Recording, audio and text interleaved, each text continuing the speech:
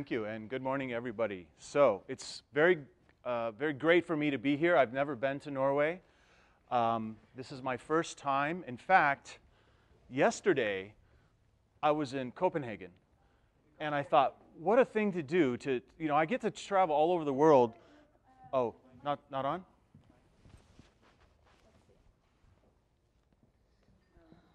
I'm not the right person to be helping out. Where's that AV person? Exactly. Anyway, so outside of... It's good for you? Well...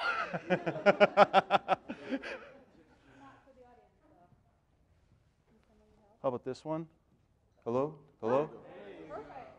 So outside of evangelizing marketing in lots of different countries all over the world, I'm also...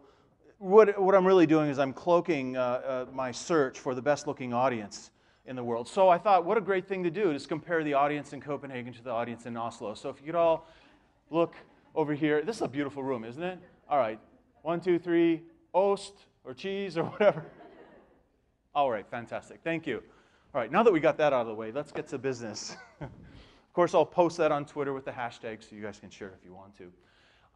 So I'm going to be talking about the intersection of content and influence, because this is something that we've focused on at our agency for the last 6 or 7 years. We're almost a 20-year-old agency, but for a long time, especially in B2B, we've been co-creating content with influencers to great effect, and I'm going to share lots of insights about how you can do the very same thing, whether you're B2B or B2C. I think you've heard the expression, content is king, right? But in our world, content is kingdom, right? Content is the reason that search exists. Content is the reason people share, or it's what they share on the social web. And it really is the cornerstone of all things that we do in digital marketing. Now, content marketers are becoming more sophisticated. You know, the fundamentals of understanding different customer segments and creating personas to inspire what you'll write, and then, picking topics, creating editorial plans, optimizing that content, socially promoting that content, throwing some ad money at it with pay-per-click and social ads to light up traffic, and then monitoring performance and reporting that. And these are the fundamentals of content marketing, right? And everybody's got this, I'm sure.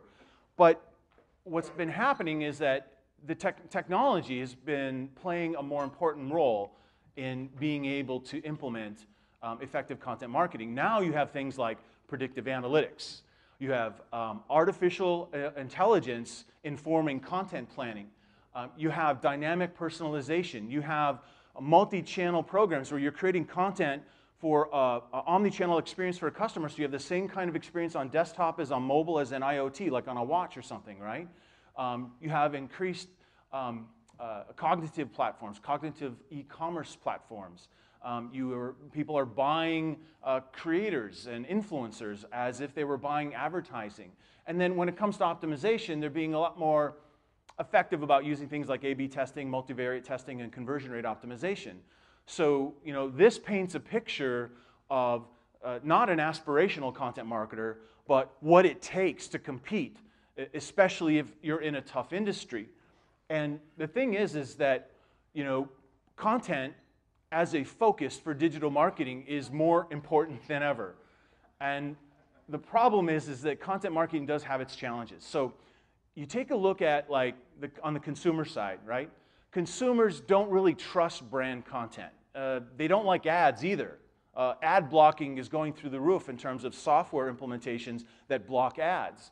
And I think if you put your consumer hat on, I think you'll agree that people feel overwhelmed.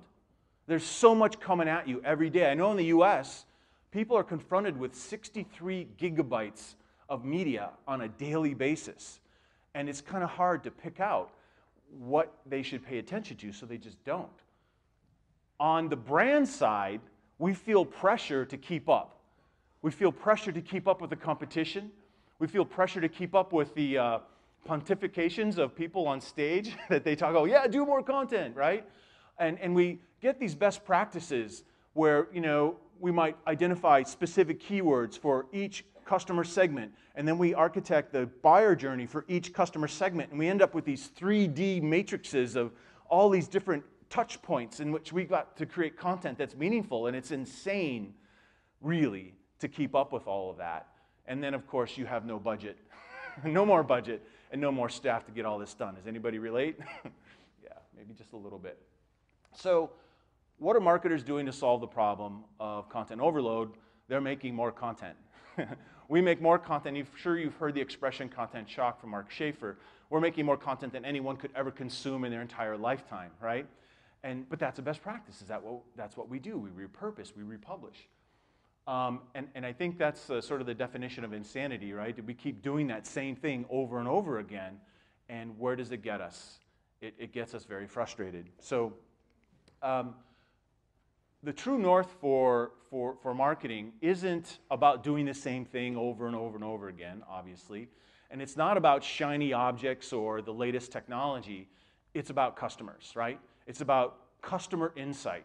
Now, people ask me, when I gave a presentation yesterday, they asked, how do we prioritize the 5 big trends that I talked about happening in content marketing? And I'm like, sure, you could focus on tech and you could focus on this or that, but really, the thing that you must focus on is understanding your customer, right? Because if you truly understand your customer's preferences for how they discover, consume, and act on information, you will always be current with best practices. You will always be current with the right channel. You'll always be current with the right technologies to use to reach them. So we've got to throw away old notions like there's a buyer's funnel, right? I mean, when's the last time you walked into a store and said, oh, excuse me, where's the top of the funnel? Because that's where I need to go find what I'm looking for. Nobody says that. Or do they in Norway? I don't know. But what we do is, we take into account that the buyer journey is dynamic, right? We go to search and we go to, hey, does anybody know a good restaurant in Oslo, sushi restaurant in Oslo? I go to my social network, they give me recommendations. Then what do? Do I go to the restaurant? No, I go to Google and I type it in to see what hours and what does it look like and da-da-da-da. And then maybe I go to a Yelp or some review site. And then I look up at maps and I might go back to my social network and go, hey, is this a good thing to get there? And it's just a dynamic experience. This kind of looks like I don't know if you guys have this in your kitchen, there's a drawer and you put all your extra electronics cords in there. Yeah, that's what the buyer's journey is kind of like these days. And to simplify, because I like threes and I like to simplify things for people, we really focus on that empathy with the customer experience and focusing specifically relative to content, how they discover information, right? How do they engage with information and what triggers motivate them to act? And that's what I'm going to drill down to here. Because people, they don't trust brands, they trust each other, right? They trust experts and they do trust influencers. So I'm going to talk more specifically, drill down into discovery, engagement, and effectiveness as it relates to content, but through the lens of influence. So in terms of understanding discovery, this is like, okay, if you're thinking about your target audience, what are they searching on? What are they talking about on the social web? What do they subscribe to? What content do they interact with? What ads do they actually pay attention to? And you document those things. You get keen insight specifically for your audience on those things. Now, when we look at that through the lens of influence, there's a study by Agord. 93% of influencer marketing is effective at building brand awareness, according to people who took this survey. And that's a significant amount. There's another study showing that people are getting nearly a $10 to 1 return in earned media value when they co-create content with influencers. So why buy public relations when I can work with a mix of relevant influencers who will get me 10 times the exposure to help discover our content, right, in a meaningful way?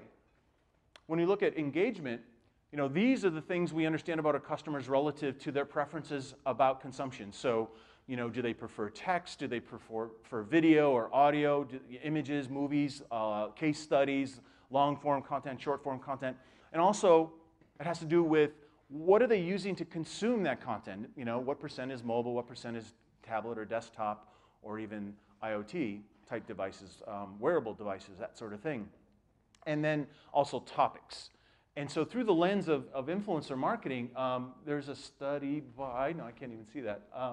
Jonah Berger from Wharton School. 82% of people will follow expert recommendations. And another study reported by Twitter, 49% of people rely on influencers for product suggestions. So if you're wondering about what kind of content to publish that people actually care about, those are some stats that will support that. And lastly, in terms of effectiveness or engagement.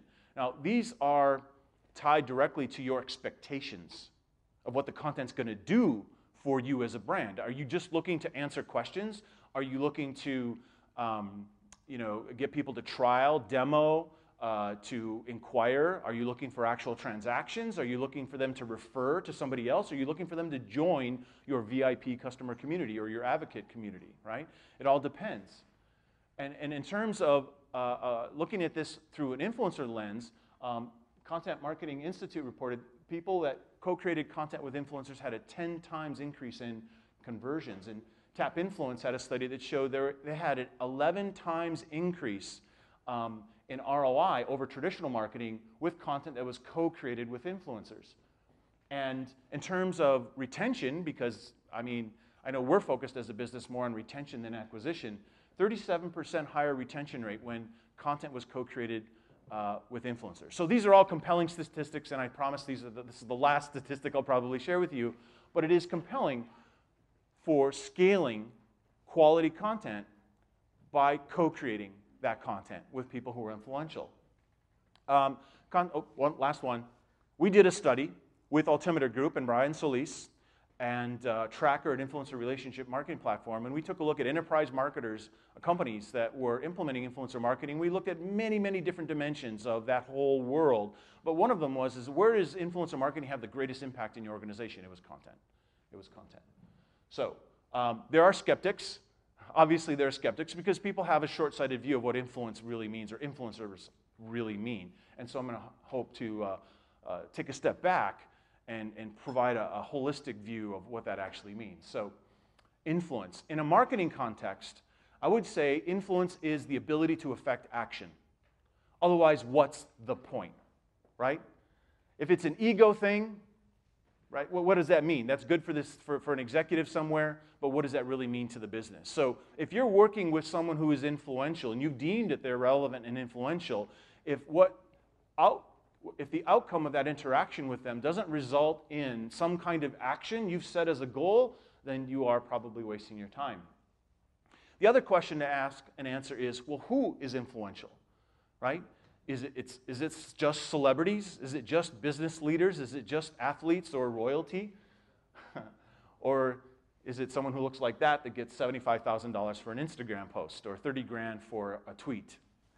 I don't know. Maybe more so it's creators. Creators are a group of individuals who have amazing media creation skills. They're just amazing at creating video. They're amazing at creating social content. And they also have the charisma to attract tens of thousands and in some cases millions of followers, right? Or micro-influencers. Micro-influencers are a mix. These are people probably 500 to 100,000 in their community. Micro-influencers are often people who, they are not just niche influencers, right?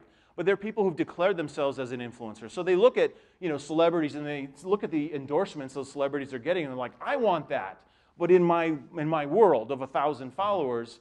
And so they start to get really good at creating social content.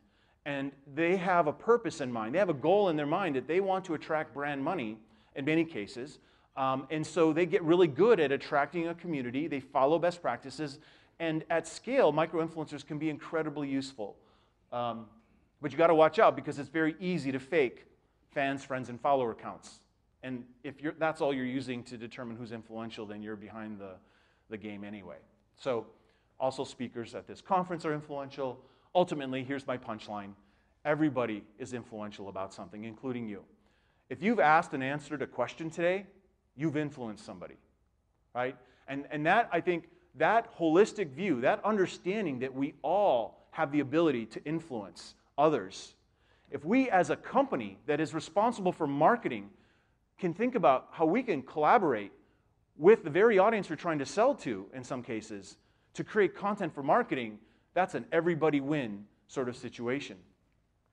So my definition of influencer marketing is very content and relationship focused. Influencer marketing is developing relationships with both internal and internal experts, right? There has to be domain expertise. They also have to have an active network, people paying attention, right? And what do we do with them? We co-create content with them. We co-create content with them for a measurable business impact. If you take this to heart, you can get an amazing, you can make an amazing impact with your company through influencer marketing. So what could you do? Certainly, we could engage with influencers to launch a new product. If we want to build our thought leadership, we could find people who already have thought leadership and profile them on our content, on our blog or on our website. Or we could find micro-influencers or niche influencers or creators that look just like our target customer, and we could invite them to make content to reach our audience, right? Because people want to see themselves in the marketing content that you're putting out there. Or this is very traditional, and that is sending samples out to bloggers in the hopes that they'll do reviews. This still works, not all the time, but it still works, and it can be pretty effective. So there are many different types of content that you can co-create with influencers. And here's the thing. The title of this is How to Create Content and Relationships That Scale. The beauty is the dynamic in that, and I'll talk about some specifics, but when you work with influencers to create content, you're actually creating, or you can use the opportunity to create content together as a relationship builder. And the better the relationship you create by having successful interactions with them, the more invested they will be in providing more of their time and energy to create better content, right? It's a dynamic cycle. So there are a lot of key reasons. One, influencer content, if we use a broader definition like I'm talking about, it creates more authentic, it brings the voice of the customer into your content. It's more authentic. These are real people. So I'm not talking about royalty or celebrities necessarily. I mean, if that works for your business, if that's what your audience would appreciate, then that's what you focus on. You can tap expertise that you don't have in the marketing department. I mean, you probably already have to go to subject matter experts internally anyway, right? But it's often ad hoc. It's not part of a plan, a part of the content plan necessarily. And also, obviously, tapping expertise outside your company. You can create more quality content. You can, again, use the reason of co-creating content as a reason to develop a relationship with people that you wouldn't necessarily otherwise interact with. You can increase the reach because of your content, because obviously if people invest their time and energy into making something with you as a company and something that they can be proud of, they're going to share the heck out of that, right? If they care, they'll share.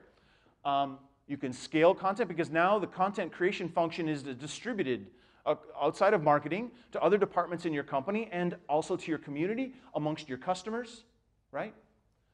And of course, because content is an output, you have all the KPIs and measurement that you would with any other kind of content. So some examples.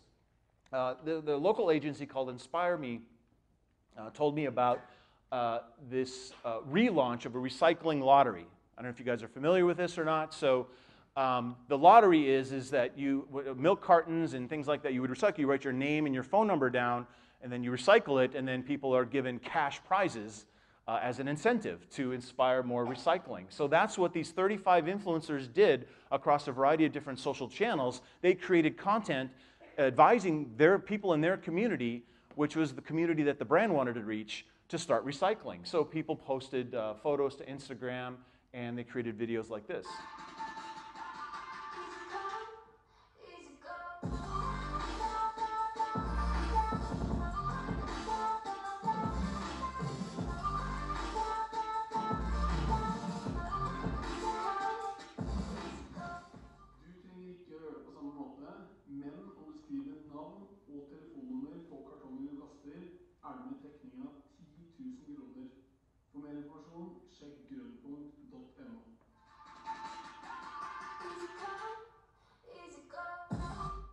Okay. Now, you guys might be used to that type of footwork, but I thought it was freaking cool. So what were the results? They had over 17,000 likes, comments, 60,000 video views, reached over 400,000 people. Very successful support for the launch of this initiative, right? So hopefully that gives you some ideas about what you might be able to do with some niche influencers. There's a Danish company called Pandora that operates internationally. The largest mall in the United States is in my town, Minneapolis, called Mall of America. They have a Pandora store, and that Pandora store has an e-commerce website. Pandora told all the Pandora stores, you can no longer use our brand name in your domain name. And so these guys, and if there's any SEO savvy people in the room, these guys changed their domain name without doing a migration plan or any redirects. 80% loss in revenue. And once they recouped, they still lost revenue because people were searching on Pandora MOA, because that's how they knew them. They were getting all brand-aided search queries. So what was done, what we did is created a content hub, and we connected with lifestyle and fashion types of influencer bloggers, as well as looking at their customer list and looking at the customers that had great social reach as well, and invited those two groups of people to create content, to write articles promoting off-site and on-site a contest where if people took photos of themselves and wrote stories about their love of Pandora products, they could win free merchandise, right? So that contest and that cycle of influencers and inspiring people in the community to also create content resulted in a recoup of that 80% loss in revenue in 4 months. In fact, they were 6% over the year before. That's really fast, especially in an SEO sort of situation. But it's amazing what can happen when you're creating so many different relevant signals off-site pointing all into that one destination. So many voices relevantly talking about a thing, and then the content that was newly created at the destination was also equally or more relevant, and Google loved that, and so did people who paid money for Pandora products.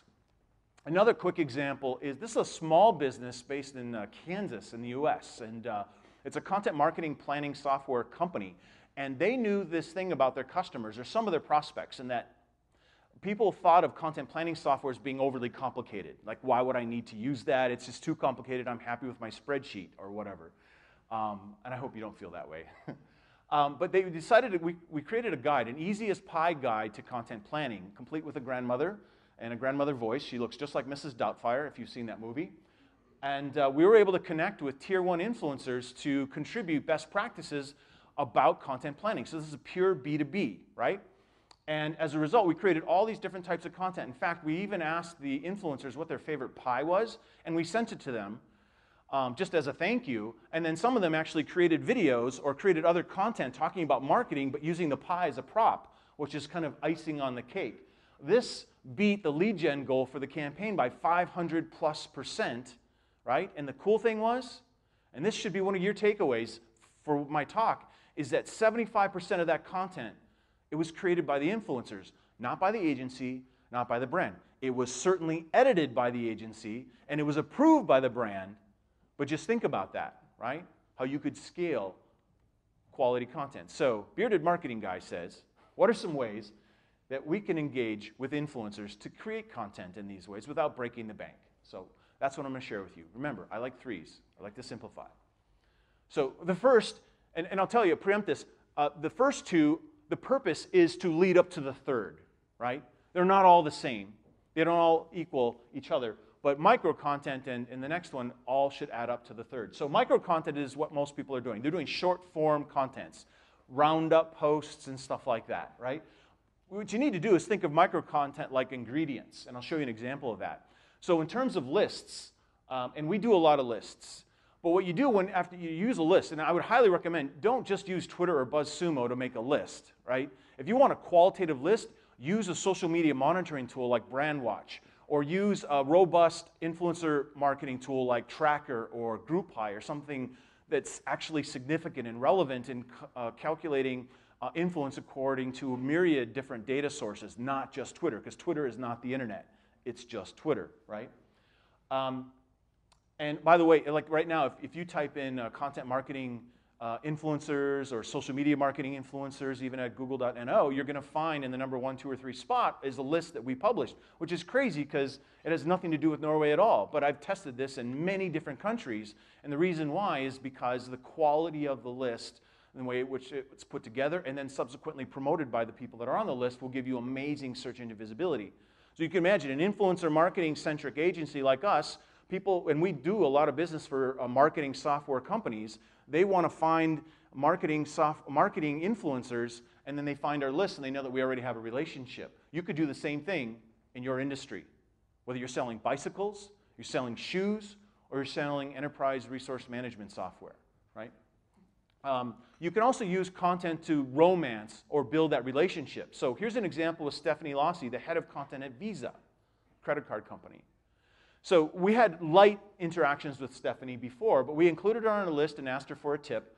And then we followed up a while later when we were recognizing top women in digital marketing and asked for advice, career advice for other marketers. And then when the time came for us to ask her a 10 or 12 question interview, she had no problem saying yes because we had already created multiple positive experiences for her leading up to that. Now, if you're working with someone who's really high in demand as an influencer and you say, hey, you don't know me, but we're creating this really cool thing to promote us, would you mind answering these 10 questions? Delete, right? No one wants to do that. So as I mentioned before, you think of micro-content as ingredients, right? So these are short-form content pieces. And if you take a modular approach to content, you can take these small forms of content and you can tag them with keywords, put that into a database or a spreadsheet so that then when you need to repurpose and combine them like you do with ingredients in a meal, you can get a lot more value out of them. So if you look at all these red boxes here, you can see how Marketo has collected, which is a B2B company, obviously, and they've collected various forms and types of contributions from industry influencers for their definitive guide to social media marketing. So the next type of engagement is campaigns. So this is a longer form commitment, right? This is after you've already either developed a little bit of a relationship with them, or they're the kind of influencer this is the game they play, right? This is what they do. They'll be more open to making a bigger commitment because they know either you're going to pay them or the exposure opportunity for your well-known brand is really high. So an example of this would be Orange France launched a home automation portfolio of products and services. So they identified and segmented influencers in different categories. People in high-tech, connected home, lifestyle, and even marketing and communications people. And so what they did with those different groups of influencers is they had long-term product loans, so they would review and write about them, and they did interviews with industry experts. They asked for contributed articles from industry experts, and overall, they had over 20,000 unique visitors per day on the microsite that was created for this campaign. Over 200 pieces of content were created by the influencers, not by Orange.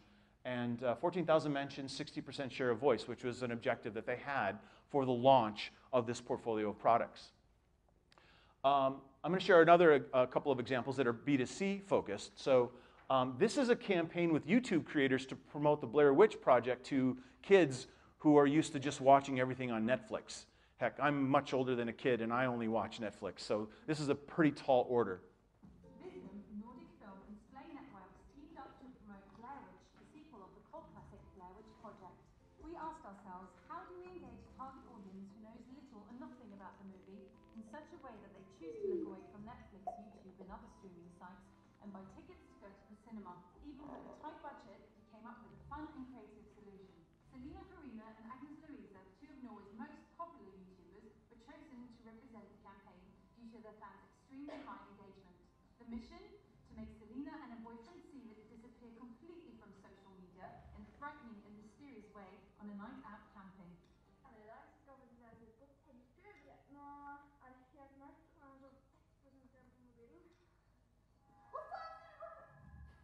After both Selena and Sivert vanishes online, fans across the country began searching for clues as to where Selena and Sivert might have gone.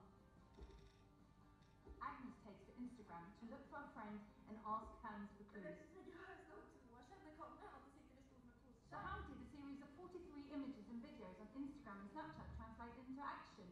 Selena and Agnes reach almost 16,000 followers per snap. In total, their snaps gathered more than 590,000 views. The images and videos were between 7 and 10 seconds long, which in total gave 5.6 minutes of ad time. In total, they reached almost 160 followers on Instagram, resulting in more than 11,500 likes and 215 comments. To top it all off, the engagement rate on Instagram was twice as good as a normal campaign, not to mention the hundreds of snaps the girls received from worried fans. By engaging the target audience in a different and surprising way, and by involving influencers who they already trust and love, we've reached the campaign's main goal, to get people away from online streaming during the opening weekend and into the cinemas. Kind of a fun example. Another example I want to share with you is where influencers were engaged to inspire creation amongst their community, right? And this is to promote some very interesting looking, at least to me, women's tennis shoes.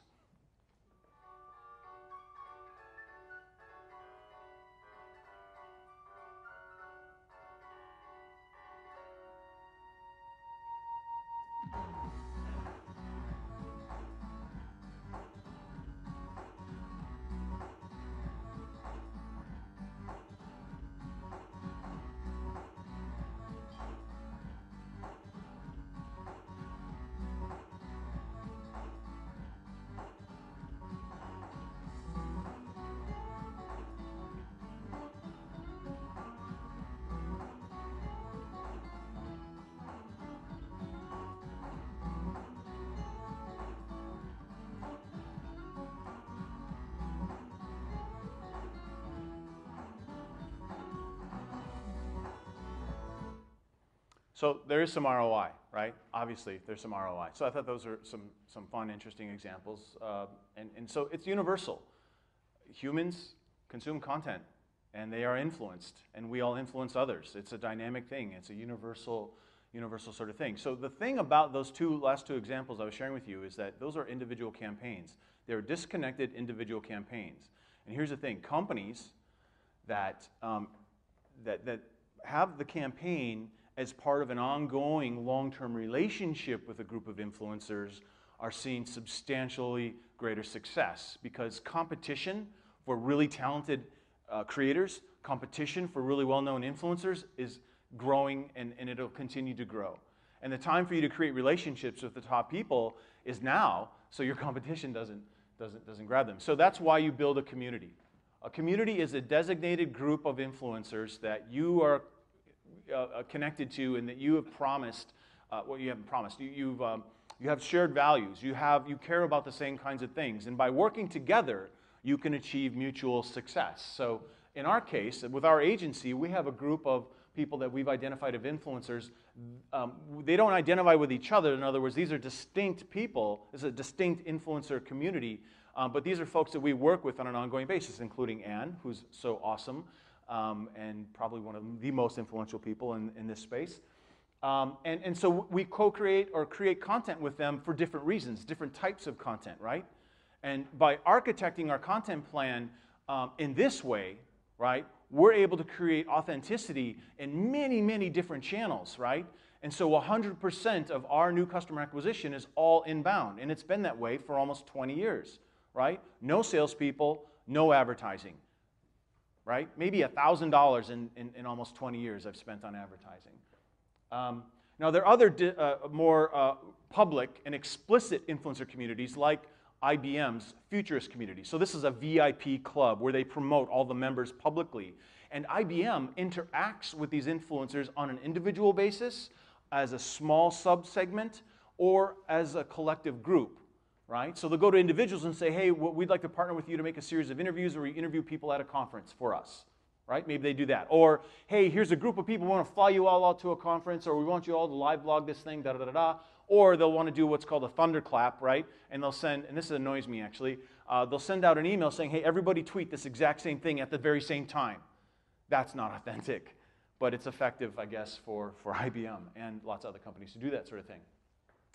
And here's a last community example I wanted to share with you. Adidas understands that a substantial amount of social activity doesn't happen publicly. It's dark social. 70% of global brand referrals happen on dark social, not via Twitter or Facebook. So Adidas, wanting to connect with football enthusiasts, not American football, of course, in 15 different cities worldwide, they have these Tango squads that are made up of 100 to 250 kids that are creators, right? They create content around football and around apparel and all the things around football. And so what Adidas does is they create content specifically for SMS format, and they send out exclusive content to them. They send them out previews of what advertising is going to look like. They send them out things just to them that they'll never even share elsewhere. And then these kids will mash it up, and then they promote the heck out of it to their communities because they're part of something special, right? They already love the brand. They already love football and all things around it. They even create meet and greets between these kids and footballers. So it's kind of a cool way to approach it. And it's not what you would think, right? It's not the typical public Facebook or Twitter, Instagram, or Snapchat type of thing. So micro content and campaigns should lead up to and contribute to building a community. And building relationships is a multi-step process. When you're working with someone who's a niche influencer and they don't play the game necessarily, but they have a lot of expertise and they have a lot of audience that actually pays attention, you're going to need to maybe even teach them how to behave like you would an executive who's not used to being an influencer or face of the company. On the other hand, there are people who are playing the game, as I like to call it. They know what it is. They're a creator, right? They are a really well-known influencer. They already know how to do all the things. You just need to give them the opportunity and point them in the right direction. And a lot of people ask me, well, should we pay? You know, should we pay influencers all the time, some of the time? Or should we not pay them? Our agency focuses almost exclusively on non-paid, right? We want to create opportunities that give the influencer something that they're not getting elsewhere, or to give them more of what they already want, right? And we do create incentives from time to time, but most of it is organic. So in the case of Bigelow Tea, they sent out, or they paid some bloggers to do fun things relative to their tea. So some people made recipes, some people made little arts and crafts, documented it with really good photography. They got an amazing uplift in sales. Or in the case of BMC Software, B2B company, this is all organic, like 15, 20 influencers contributed best practices around digital workplaces, and they generated, I don't know, 200 requests for more information about those services. And in the case of Workfront, which is project management software for agencies, in some cases they'll pay people, but they're so awesome to work with that I know, and both Ann and I love them. Scott and Heather are the most amazing people. We just organically advocate for them, right? So it's a combination of things. It can be a combination. It's not always one way or the other. So to really optimize content creation or co-creation with influencers, there's three things that you can focus on. Activate, co-create, and amplify. So I'm going to drill down on those a little bit. So in terms of activating influencers, the first thing you need to do is be listening, right? And you can use a social listening tool, right? Whether it's Sprout Social or as I mentioned, Brandwatch or something, something more robust like that. You could be using an influencer marketing platform as well, and I'm going to talk about quite a few of those in a second, or point you to quite a few of those in a second. But you've got to be able to use some means of collecting all that social data and distilling it into potential candidates for you to possibly work with. And WIFTY is what's in it for them. When you reach out to them, or when you think about your engagement strategy, you've got to think about what is in it for them. So what not to do is to approach an influencer, say, we're doing this thing, we're making this thing, it's going to make us so awesome to our customers, so would you please give us what we want, essentially? And those are 75% of the pitches that I get, right? And I know that a lot of other influencers get. You've got to think about what's in it for them. Hey, I noticed that you're talking about this. I noticed you're really interested in speaking more about that topic. In fact, we've got a conference we'd love to have you come and speak at about that thing. And then maybe when you're there, we can do an interview, or you don't unload all that on them at the time, but you sequence it out, right? What's in it for them has to be your approach, completely. You got to find something that's in common. You've got to obviously be relevant. And then obviously you make an invitation. So the invitation should be really simple, right? If it's someone that you don't have a relationship, you ask them for one thing. Journalists do this all the time. Hi, I know you're an expert about XYZ. We'd like to get a quote from you for an article we're writing, just 25 words, 30 words, or whatever, something like that. Yeah, sure, great, boom, done, easy. You know what? I really like what you said there. You follow up. And I'm wondering if you'd like to drill down and answer like 3 or 4 more questions about that. I thought that was really interesting. Now, it's easier and more comfortable for that influencer to have had that positive, easy interaction with you to then go and give you more information. Co-create. Make it easy, which is what I was just talking about. Make it great. Whatever you co-create with an influencer can't be boring or drab. It has to be exceptional. It has to be something they'll be proud of. Otherwise, they'll never share it. They'll never promote it. One of the most valuable things you get out of co-creating or collaborating with influencers is the pride that they feel of being part of something really special. That investment in time and energy on their part is going to motivate them to not only share, but maybe even repurpose, repost, mash up, and do all kinds of things that would introduce you to an audience you might not otherwise ever be able to connect with. Under-promise and over-deliver, right? In terms of setting expectations, this is how it's going to work, da-da-da-da-da. And again, this is all about creating a great experience for them. Not unlike you might want to create for your customers, right? Under-promise and over-deliver.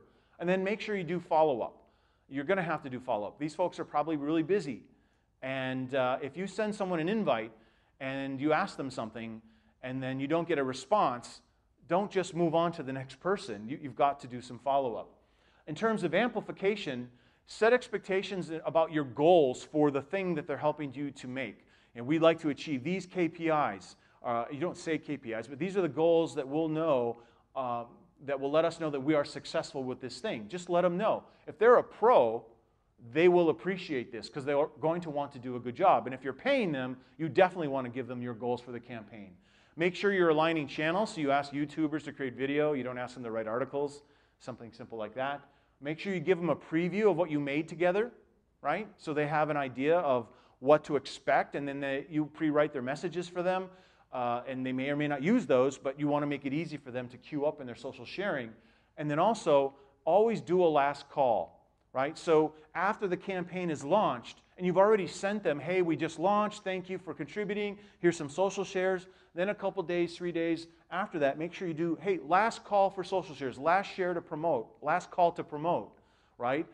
People might have just been too busy to share in the first place. So if you do that last call, you're going to get a nice spike, especially if you're really close to your goal. Like we're only 1,000 away from our goal. You send out that last call, that last request, and you'll get an extra push. So how do we make this scale? How do we make this efficient and effective? You have to do it with tools. What do you do with tools? You identify the influencers. You qualify which ones are really influential and relevant to your business and to your audience. You use it to recruit them. You use it to manage them. You use it to optimize the campaign. Obviously measure as well.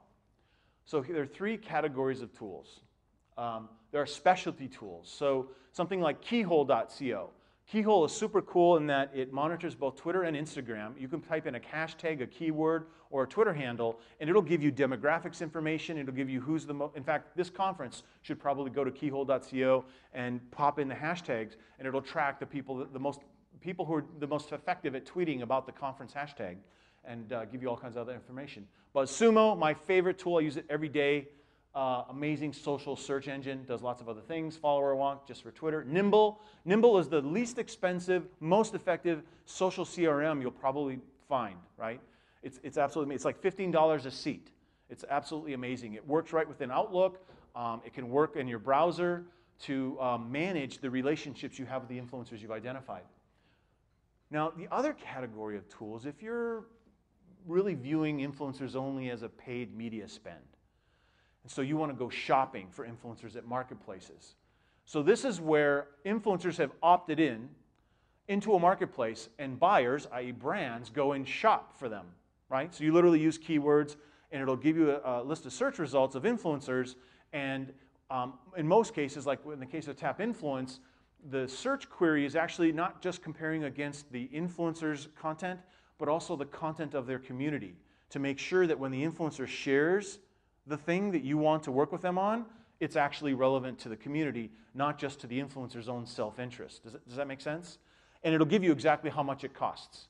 It's pay to play 100%. There's no relationship being built here really that you can take advantage outside of this.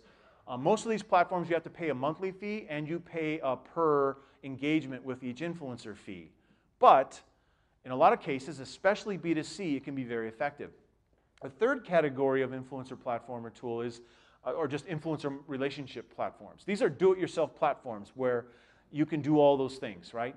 You organically find the influencers. You can upload lists and get lookalike audiences if you guys do any social advertising, which is pretty cool. It'll visually map out the relationships and connections, especially Tracker, which is, we use Tracker most of all, but we also work with Analytica and GroupHigh. Littlebird is a very, very, very, very robust tool for Twitter. GroupHigh is super awesome for bloggers, finding bloggers. It's got probably one of the best blogger search engines I've ever seen.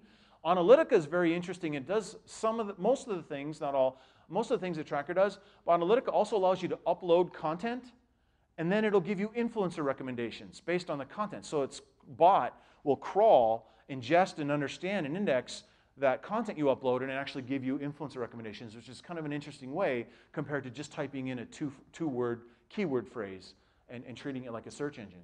So hopefully that is helpful to you. And I'm sure you guys get a copy of this presentation afterwards. So think about what impact could working with people who are credible and that have connections with audiences that are tough for you to reach through advertising. What kind of impact could that have on your business, right? And what will it cost? What could it cost for you to implement? I know you don't know that, but it's something you've got to think about. If you want to treat it like advertising, then that's the budget it comes out of. If you want to treat it like content marketing, then that's where you organically create or co-create, then that's the budget it needs to come out of.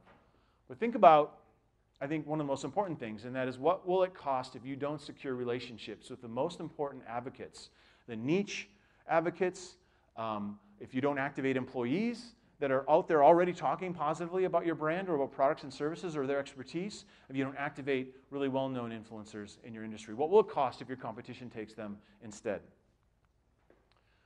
Ultimately, this is a relationship play, right? It's not one and done, disconnected campaigns. It's all those micro content and campaigns are all part of building that community. And when you tap into or you drink from the pool or from the cup of the community, you're going to get better and better and better quality from them as you go. As Amisha says, when a brand and influencer relationship is mutually beneficial, that's where you get the best results. And this is the dynamic I was talking about. You use content to create relationships with influencers, and the better the relationship you have with those influencers, the better the content that's going to come out of your future collaborations. And ultimately, you build a community, and you inspire the most valuable form of advertising of all, and that is word of mouth and advocacy, right? So if you want your content to be great, ask influencers to participate, which is basically saying ask everybody to participate, right? Because we're all influential. So what to do next? You got to get help. Got to get help in finding out who are the top advocates for your industry, right? So you can start to think about how you might engage with them and develop a plan of some kind that is tied to ROI, right? Not vanity metrics, but how will this contribute to content marketing performance or marketing performance in some way? You have to have a hypothesis. Invest in some kind of technology because spreadsheets aren't going to win for you. Start with them, go ahead, but invest in some kind of technology. I shared a bunch of tools, so hopefully those will inspire you to start investigate. And then the low-hanging fruit would be to activate clients, right? Clients are people who aren't connected to your company other than buying from you, have made it through the evaluation of making the decision that your company is worth doing business with, and that is probably one of the most credible endorsements you could have. So make sure you're using social monitoring and our influencer monitoring tool to identify the clients that are already saying anything positive either about your company or they are already talking about issues that your brand cares about that would advance the cause of your company. And reach out to them and invite them to co-create content that would be valuable for the greater good of your industry, that would be valuable to your customers, that would be valuable to your employees, that would be valuable to the community at large. So there you go. And it's in English. I wouldn't have the ability to translate to Norwegian, but we just put together a list of 20 content marketing influencer case studies from all different types of companies, B2B and B2C. So if you want to grab that, great. If you don't. It's up to you. So do we have time for questions? Okay.